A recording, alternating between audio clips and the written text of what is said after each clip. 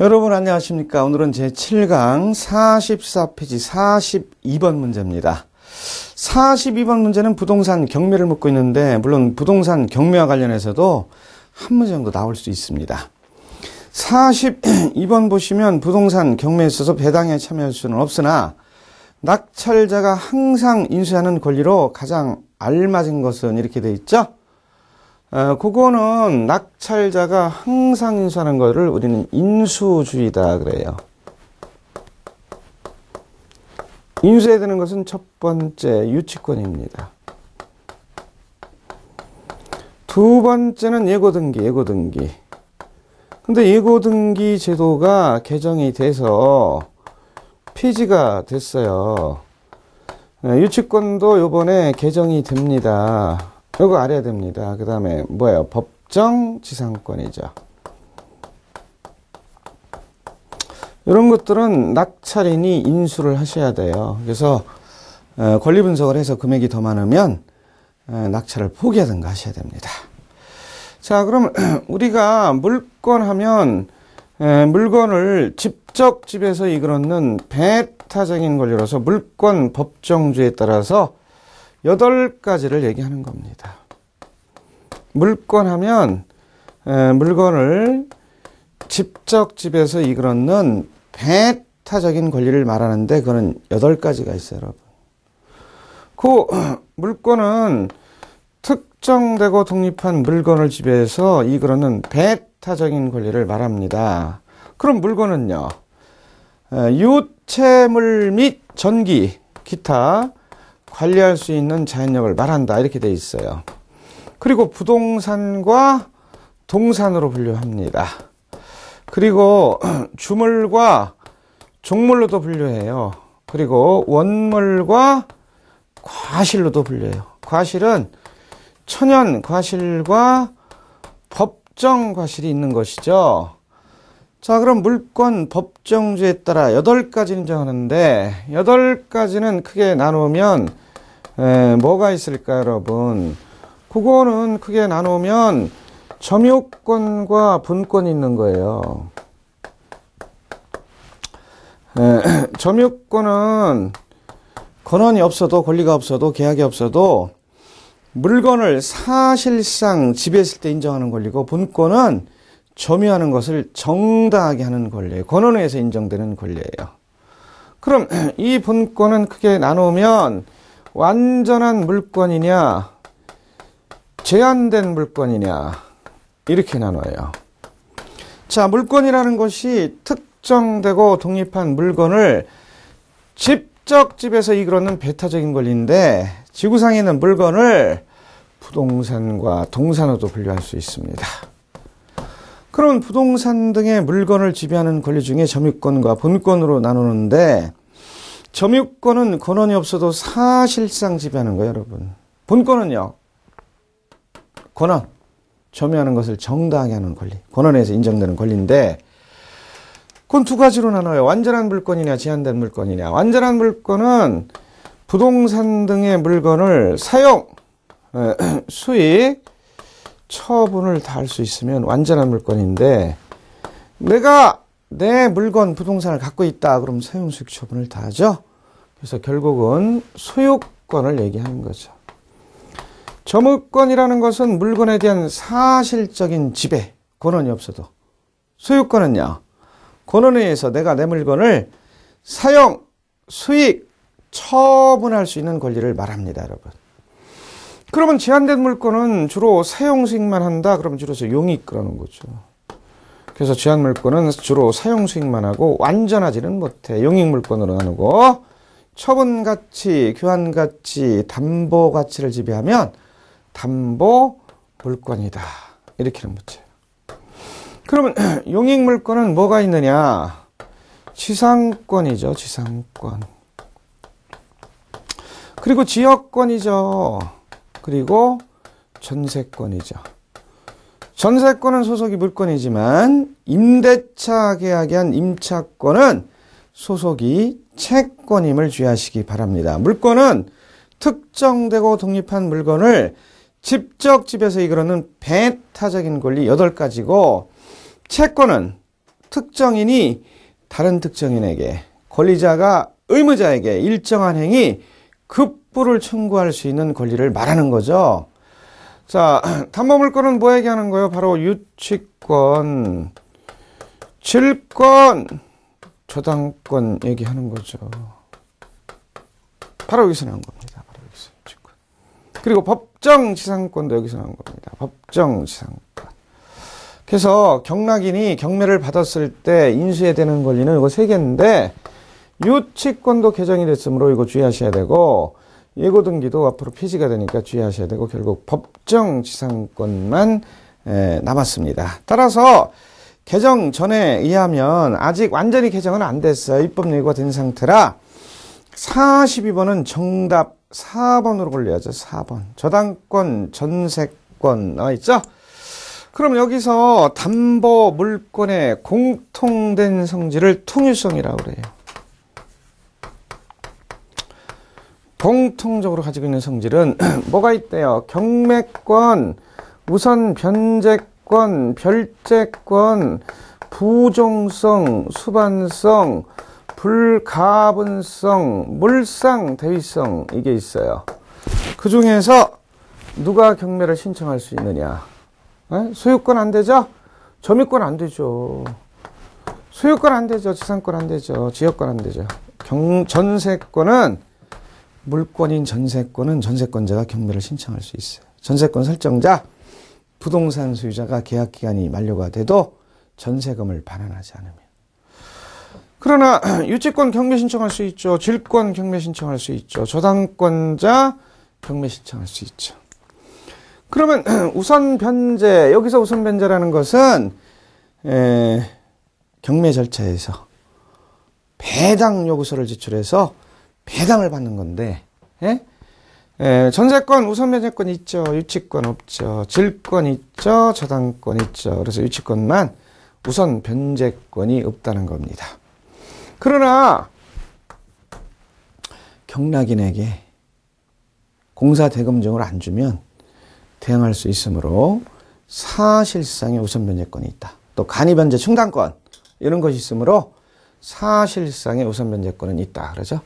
별제권은 뭐야? 채무자가 법원으로부터 파산 선고를 받을 때 파산 절차에서 별도의 우선 변제권을 행사하는 거, 이건 있어요. 그래서 사실상의 우선 변제권은 있다.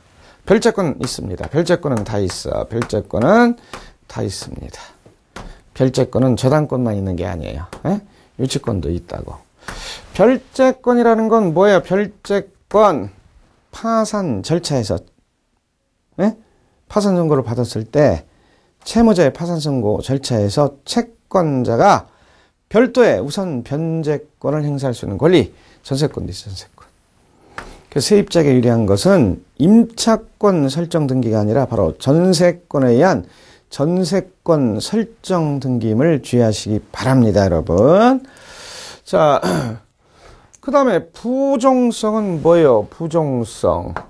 여기서 발생된 채권이 피담보 채권이에요. 그런데 피담보 채권이 성립돼야 담보 물권도 성립되고, 전세권은 용익물권 소속이지만 경매권, 우선 변제권, 별제권이 있으므로 담보 물권의 성격도 갖고 있어요. 따라서 전세금이 성립돼야 전세권도 성립되고, 전세금이 소멸되면 말소 등기 여부에 관계없이 전세권이 소멸되므로 부종성이 있습니다. 부종성. 유치권도 마찬가지죠. 유치권에서 발생한 채권이 소멸되면 피담보 채권인데 유치권도 따라 소멸돼. 유치권이 운명에 따라가. 질권도 마찬가지죠. 저당권도 마찬가지죠. 담보 없이 그냥 빌려주면 일반 채권이에요. 저당권 설정을 빌려주면 피담보 채권이에요. 근저당 설정을 빌려주면 최고액이라고 불러요. 자, 피담보 채권이 성립돼야 성립되는 거고, 피담보 채권이 변제로 소멸되면 말소 등기 여부에 관계없이 소멸되는 겁니다. 이런 것을 우리는 부종성이라고 그래요. 수반성은요. 채권이 양도 상속되면 담보 물권도 따라서 양도 상속돼요. 다 있어, 이거 다 있어. 그런데 불가분성, 채권을 나눌 수 없다. 일부라도 변제치 않으면 전부에 대해서 전세권, 유치권, 저당권, 담보물권에 이렇게 미치는데 다 있어. 그런데 물상대위성은요. 목적물이 화재 등으로 말미암아 나올 보상금, 보험금 등에 대해서 우선 변제권이 없으므로 다 있는데 유치권만 없다는 겁니다. 우선 변제권이 없으므로 다 있는데. 개소리 담보물권의 통일성까지 간단히 확인을 하셨어요. 자, 그럼 우리가 유치권을 확인해 보는데 이번에 개정돼서 입법 예고가 된 거 일반 상식으로 참고적으로 우리 뭘 파악해야 되느냐 파악해 봅니다. 갑이라는 사람이 있는데 지주 토지를 X 토지를 등기부상에 소유하고 있는 토지 소유자입니다, 여러분. 그런데 이 땅을 건물을 신축하겠다고 팔래. 내 눈에 흙 들어가기 전엔 절대 못 판다 했어요.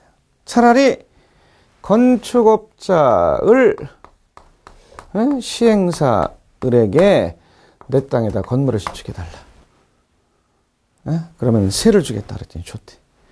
그래서 공사 도급 계약을 하셨어요. 그러면 갑은 공사 도급인, 을은 공사 수급인이 돼요. 그런데 여기 철근 콘크리트조 타설 못한다. 골조 공사 못한다. 골조만.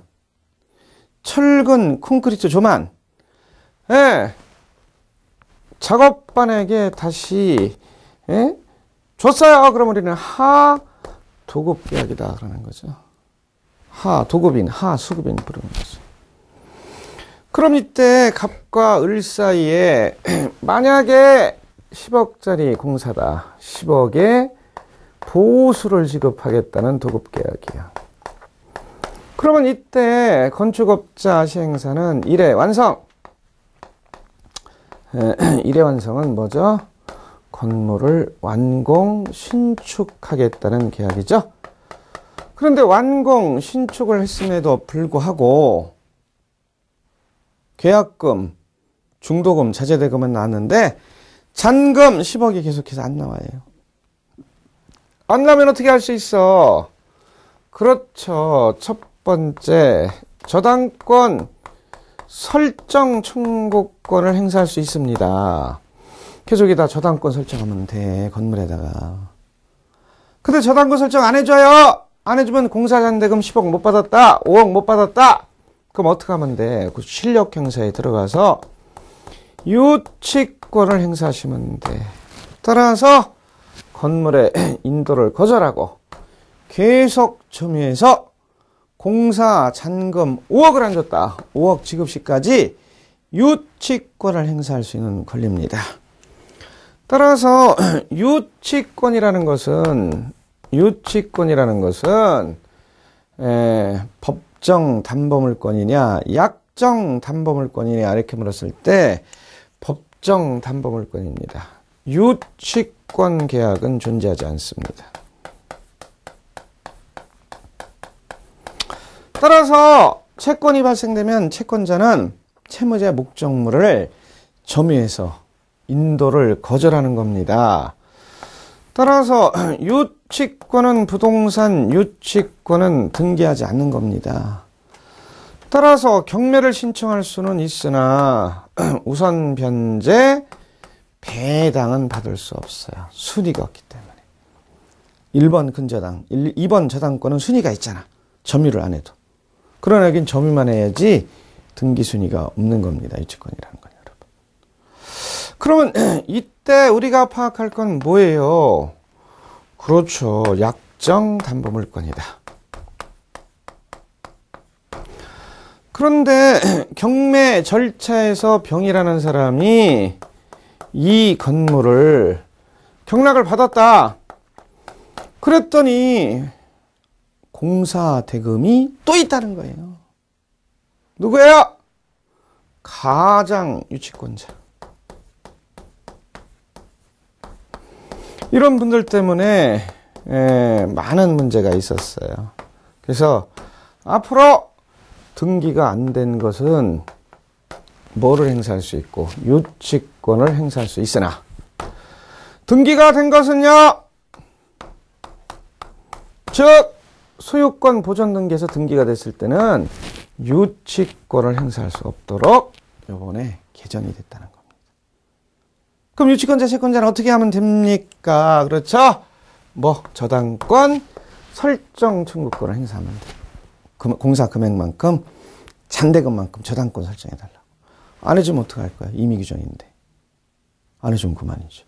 따라서 그 문제를 지금 해결하도록 하고 있습니다. 만약에 유치권을 가진 사람이 저당권 설정 청구권 행사하면 저당권을 해주도록 그렇게 법령을 추진하고 있다는 거예요. 그래서 등기가 된 건물에 대해서는 앞으로 유치권을 행사할 수 없도록, 허위에 가장, 임차인 등 유치권자 때문에 거래 안전을 해치고 있습니다.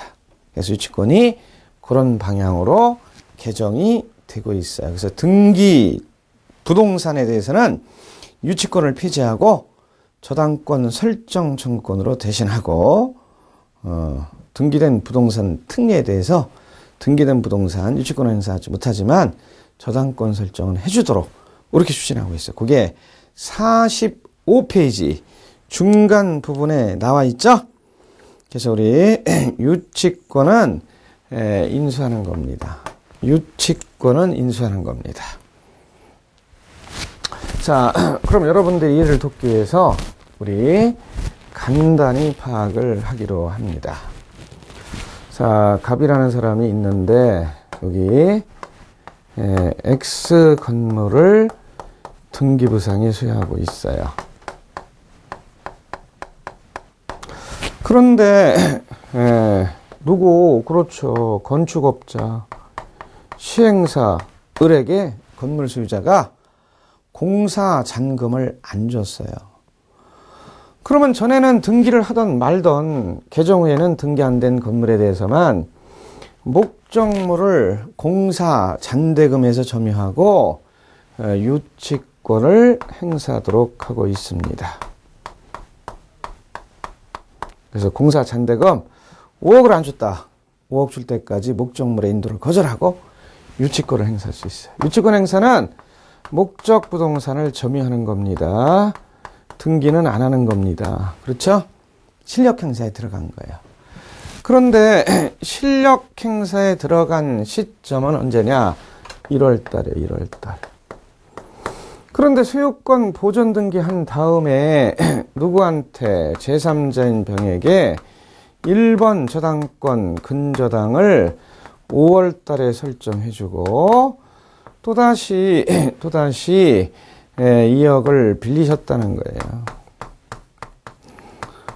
그 다음에 정이라는 사람이 또다시 2번 저당권을 설정하고 어디? 등기부 을구에다가 1억을 또다시 빌려줬다는 거예요.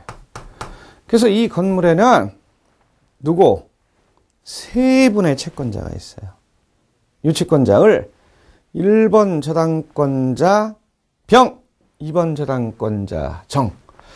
그런데 유치권은 목적 부동산의 실력 행사에 들어가 점유하고 인도를 거절하는 거지만 저당권은 점유를 안 하고 등기부상에 을거 1번에다가 등기하는 것이죠.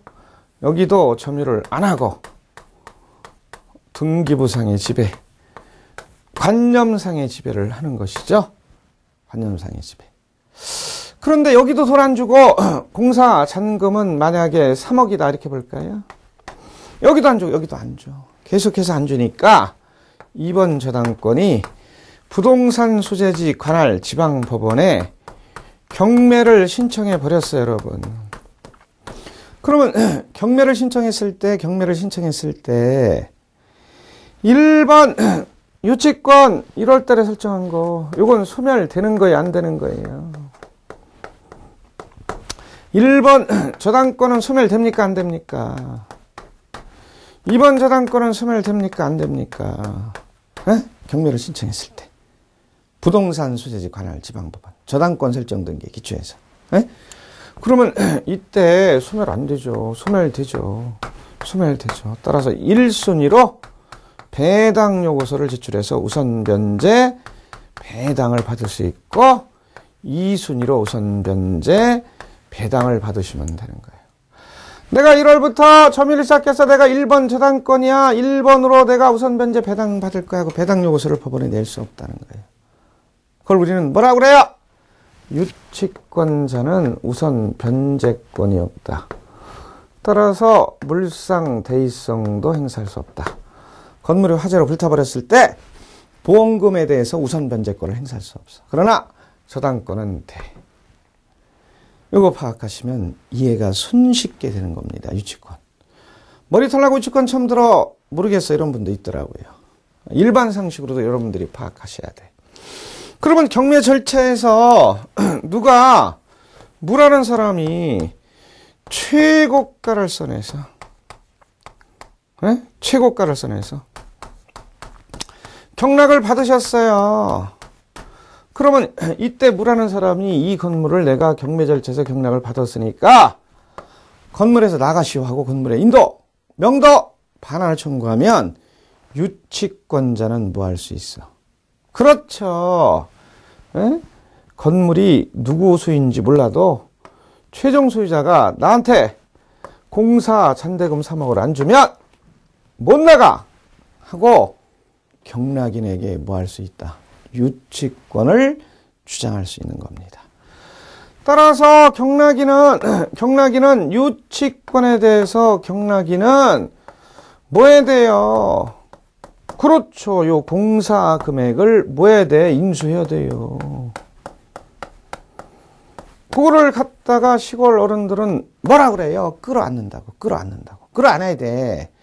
따라서 권리 분석을 해서 여기 공사장 내면 3억이 있는 유치권이다. 요거 내가 인수해서 최고가를 써내서 남는 게 있느냐 없느냐 확인하셔야 돼. 그게 권리 분석입니다, 여러분. 남는 게 있어야지. 남는 게 있어요. 그게 권리 분석이에요. 따라서 인수하셔야 돼. 그런데 요번에 개정이 됐죠? 등기 안 된 건물만 유치권 점유권을 행사할 수 있고 등기가 된 건물에 대해서는 유치권을 행사하지 말고 저당권 설정 청구권을 행사하라. 그리고 저당권 설정 등기를 하고 점유하지 말라. 왜? 아니 큰 금액들은 현황 조사란에 나오지만 자잘한 필요비익비, 임차인 등의 이런 건 안 나와. 자잘한 공사비용, 인테리어 비용. 따라 그거 있다는 거요. 그리고 건물 소유자가 공사업자를 내세워요. 가장 유치권 주장하라고 짜고. 그러면 경락인 등이 건물에 인도를 청구할 수 없으므로 엄청난 거래에 혼란이 있었던 거예요. 유치권 주장하는 사람의 7, 80%는 가짜라는 겁니다. 그래서 유치권을 더 이상 놔둘 수가 없기 때문에 등기된 건물에 대해서는 유치권 행사하지 말라. 이것이 이번에 개정의 주된 골자예요. 그럼 어떻게 하면 되느냐? 이 금액만큼 대신 저당권을 설정해달라. 이렇게 하는. 어찌 됐든 유치권은 인수가 됩니다. 경락인이. 이것이 주된 골자입니다. 따라서 42번의 정답은 4번으로 고르셔야 돼. 안다스텐, 모른다스텐. 안다스텐이죠? 그리고 45페이지 중간 부분에 5번 박스 참고한 해설안에 개정이 되어 있으니까 주된 내용이니까 그거 한번 확인해 보시고요. 자, 이어서 46페이지 43번 넘어가십니다. 고객의 재무 관련 의사 결정에 영향을 미치는 요인에 대한 설명 중 틀린 거. 1번 고객의 심리학적 요인은 인구학적 요인 다음으로 의사결정에 영향을 미친다. 맞죠. 2번 미래를 더 중시하는 고객은 보험이나 연금 상품에 대한 투자를 늘리게 된다. 맞죠? 3번 금리 하락이 예상될 경우에는 단기 저축 상품이 유리하다. 틀렸죠? 만약에 금리 하락이 예상된다. 금리 하락이 예상된다. 금리 하락이 예상된다. 그때는 단기 저축 상품이 유리하다 그랬는데 단기가 유리한 게 아니라 장기 저축 상품이 유리한 거죠. 장기가 유리한 거죠. 장기가 유리한 겁니다. 따라서 43번에 3번 틀렸어요. 4번 인플레이션과 기계 실질 소득은 반대 방향으로 움직인다. 맞죠? 5번 금리 상승이 예상될 경우에는 대출이 유리하다. 맞죠? 금리 상승이 기대되면 대출이 좀 유리하죠. 그래서 정답 3번이었습니다. 이어서 44번입니다. 다음은 상업 사용인에 대한 설명이다. 옳지 않은 것은 이어서 상업 사용인입니다. 상업 사용인에 대해서 옳지 않은 거, 틀린 것을 고르래요. 옳지 않은 거, 틀린 것을 고르래요. 1번 지배인은 영업주에 가름하는 포괄적 대리권을 갖는 최고급 상업 사용이다. 맞죠? 지배인은 상업 사용인이죠. 지배인. 2번 지배인인지 여부는 지점장, 영업소장, 지사장 등의 명칭에서 정해진다. 틀렸죠? 명칭에 정해지는 거 아니에요. 실질에서 정해지는 거예요. 실질. 어디 나와 있어요? 47페이지 상법에 나와 있어요. 상법. 47페이지 상법. 따라서 명칭에서 정해지는 게 아니라 실질에서 정해지는 거예요. 명칭에서 정해지는 게 아니라 실질에서 정해지는 겁니다. 실질. 그래서 2번 틀렸어요. 3번 영업부장, 자재과장 등은 부분적 포괄적 대리권을 가진 상업 사용인이다. 맞죠? 4번 지배인에 관한 사항은 등기해야 한다. 맞죠? 지배인 등기하셔야 돼요, 여러분. 지배인. 5번 지배인은 지배인이 아닌 점원, 기타 사용인을 선임 또는 해임할 수 있다. 맞죠? 2번이 틀렸어요. 2번이 정답이었습니다. 47페이지 첫 번째 줄 참고 나오고 두 번째 줄 상업 사용인 상법이 소개가 되고 있어요. 47페이지 세 번째 줄 보십니다. 일정한 상인에게 종속되어 대외적인 영업거래에 종사하는 사람, 회사원, 지배인 따위가 이에 해당한다. 나와 있잖아요. 그리고 10조서부터 17조까지 나와 있어요. 거기서부터 시험 문제 나올 수 있으니까 상법 10조부터 17조까지 여러분들이 확인하시기 바랍니다. 왜? 쉬우니까. 이거 살짝 바꿔놓는 경우가 있어요. 시험 문제. 그럼 여러분들이 살짝 맞추시기 바랍니다. 여러분 살짝 맞추시기 바랍니다. 그러면 47페이지 참고 박스 안에 10조 보시면 지배인의 선임, 상인은 지배인을 선임하여 본점 또는 지점에서 영업을 하게 할 수 있다 나와 있잖아요. 11조 지배인의 대리권 1항 지배인은 영업주에 가름하여 그 영업에 관한 재판상 또는 재판의 모든 행위를 할 수 있다 나와 있잖아요. 2항 지배인은 지배인이 아닌 점원, 사용인을 선임 또는 해임할 수 있다. 지배인이 점원을 갖다가 해임할 수 있느냐? 있어요, 없어요? 점원을 갖다가 선임, 해임할 수 있습니다. 그것이 11조 2항에 나와 있어요. 자, 16조 보십니다. 16조 47쪽의 중간 부분. 물건 판매 점포의 사용인. 1항 물건을 판매하는 점포의 사용인은 그 판매에 관한 모든 권한이 있는 것으로 본다. 본다입니다. 본다. 본다. 본다와 추정한다는 틀려요. 본다 하면 맞고 추정한다 그러면 틀리는 거예요. 본다 주의하시기 바랍니다. 제 17조 상업사용에는 의무 나와 있죠? 47쪽의 맨 끝에 뭐 나와 있어? 1항 상업사용에는 영업죄라고 없이 자기 또는 제3자의 계산으로 영업죄, 영업불에 속한 거래를 하거나 회사의 무한책임사원, 이사 또는 다른 상인의 사용인이 되지 못한다 나와 있어요. 그래서 물건 점포의 사용인은 물건 판매에 대해서 모든 권한을 의지하는 겁니다. 추정이 아닙니다. 물건 점포의 사용인 있죠? 물건 점포의 사용인. 물건 점포의 사용인도 어떻게 되는 겁니까, 여러분? 물건 판매에 대해서 모든 권한이 있다고 의제가 되는 거죠. 물건 판매에 대해서 모든 권한이 있다. 모든 권한으로 의제가 되는 겁니다. 의제는 간주, 역임, 본다와 똑같습니다. 따라서 상업사용인, 물건 점포의 상업사용인 등이 모든 권한이 있는 것으로 추정된다. 그럼 역시 틀리는 겁니다. 의제라는 건 간주, 본다, 끝난 거예요. 추정은요. 반대 사실의 증명이 있으면 번벅 뒤집어질 수 있습니다. 추정하면 틀려요. 여기도 추정하면 틀려요. 그래서 문제가 쉬워질 때는 추정과 간주를 시험 문제 내는 경우도 있으니까 그거 주의하시기 바랍니다. 그래서 우리 47페이지까지 공부하셨어요. 그렇죠? 자, 제8강 수업은 마치고 다음 시간에는 제9강 수업 48페이지로 넘어갑니다. 수고하셨습니다.